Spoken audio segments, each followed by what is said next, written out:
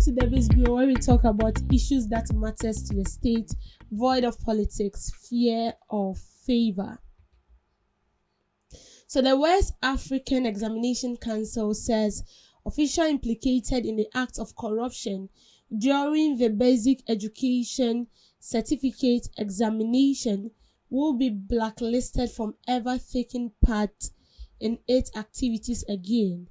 So in an interview, WAEC's Director of Public Affairs, John Kapi, said the council cannot continue to work with individuals who have betrayed the trust placed in them during national examinations. These are people who certainly have not proved they are worthy of the trust that we repose in them. As far as this job is concerned, let me also indicate that when it comes to BECE, most of the decisions are taken by the Ghana Education Service. The selection of supervisors and vigilators is done by the district examination officer, he explained. His comments come in the wake of a Joy News hotline investigation led by Ghana Probes, which uncovered disturbing level of collusion at examination centers at the Derby Avenue RC Basic School and St. John's Anglican Basic School in Accra. Vigilators were captured openly demanding 60 daily tokens. Supervisors pocketed envelopes of 400 and candidates were asked to contribute an aseda offertory to these invigilators. So I think some time ago I spoke about this issue where a probe by Joy News, a documentary, actually revealed that recently ended the BECE examination. They found out that some invigilators actually helped these students to copy in the exam halls by giving them phones, writing answers from them, and then some of them take 60 cedis per day to teach these students, and the school as an authority pays each of these teachers or each of these invigilators 400. Aside that, after you are done with the paper, you now come and give the invigilator an aseda offertory, and that one it will be way bigger than the 60 cedis and then the 400 cedis, just to appreciate the invigilators for allowing you copying in the exam hall to get your 6 A's, move to the university, and then you later be sacked. Yes, so that is that. But now the Ghana Education Service is saying that they've considered the probe that has been made with the facts and evidence and everything that shows that some of these invigilators are found culpable. And so their next action is to revoke their licenses, sack them. They have nothing to do with Ghana Education Service. They have nothing to do with GES. And so right now, what has become of you? Your life will now become, let me say, useless, because you have no use to the community again. We keep speaking about examination malpractice, and anytime this comes into mind, the first people we blame is the student, because you feel like you are the one writing the paper and you need those results. Those results are like fuel that will take you into your next level. It's like a fuel you buy into your vehicle to travel to a nearby town or a nearby community. And so writing BECE is like you buying fuel that will actually help you journey to senior high school.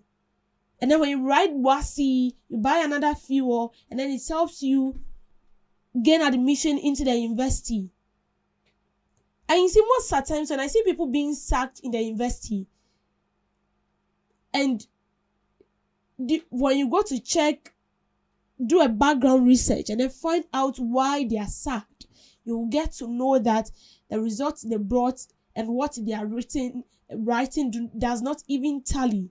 And sometimes you go to the university and you meet people who even find it difficult to spell their own name, but they came with 6 A's. And then you ask yourself, did they fly? How did they get this result? You cannot even figure it out. You get to the university, you meet people, who will always beat their chest and tell you, I'm a Bachelor of Arts student in degree, Bachelor of Arts student in Human Resource Management, Public Relations, speaking before but when you ask a person to write something very simple, they find it very difficult to do it.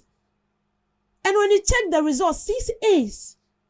And then you ask yourself, how did they get this result? Because what they are writing down on paper does not tally. It does not tally. And I've been saying that this is how corruption starts. In kakra and kakra. Teachers, you are supposed to instill some sort of discipline in these students. Most of these students will later in the future become teachers. Some of them will even be appointed as directors at Ghana Education Service. Most of them will hold big offices in the country. Some of them will become politicians. Some will become president. Some will be ministers. Once I see a G60 city, so they feel like it's normal. So imagine this child becomes a teacher one day. She thinks it's normal.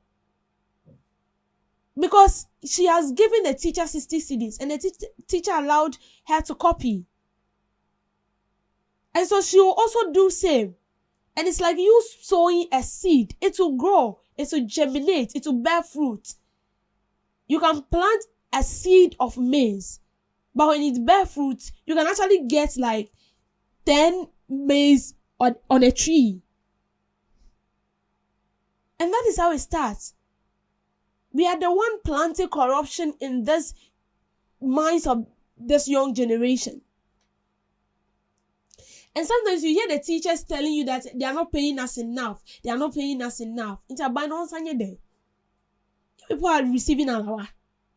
Just as the nurses, you receive alawa when you are in school. And after you've completed, by the grace of God, you are employed. What else do you want? Because of one mistake, your license will be revoked. You went to school for 4 years, steady. I'm sure sometimes you sleep without food. I'm sure sometimes you even find it difficult to pay for your project work. And you've completed. You will not comport yourself. Now your license will be revoked.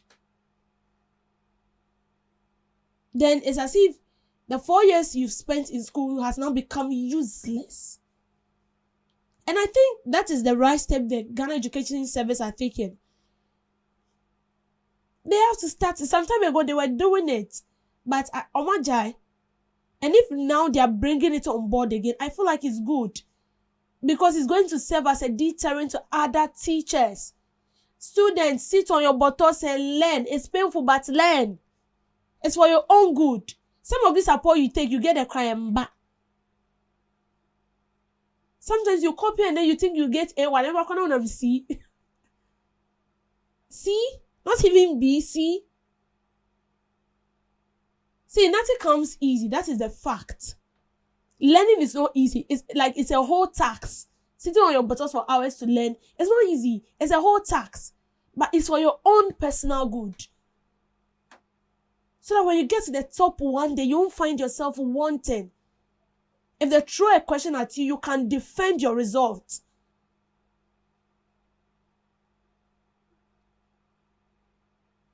It's about time we start dealing with this. It's like every time we write WAEC or BECE in this country, there will always be an issue with examination malpractice. There will always be a teacher that will violate those rules. And sometimes those invigilators, I don't really blame them that much. The head teachers of those schools, they meet the invigilators, they pay them, they give them something. Please help my students for me. It's fine, someone is seeking help from you, but it's up to you to decide whether you do it or not. Now you've accepted to do it, your license has been revoked. All God can say. The most painful aspect is they'll start blaming the riches in their father's house, the riches in their mother's house, but they know nothing about this whole issue. For us to stop corruption, I always say that for us to stop corruption, we have to uproot it down from the root. We are not uprooting it, we are rather watering it for it to grow. Because this is a means of corruption, taking money, bribing. Head teachers are bribing invigilators to allow their students copy. Students are bribing invigilators to allow them copy. And when these students grow up in future and is being appointed into one of the biggest offices in the country, you think they can sit down without taking bribe from anyone? No, it's already in the blood. It's already in the blood. You have to start using people as an example. I remember those times when you are being caught, you write a statement. I was copying. Hey.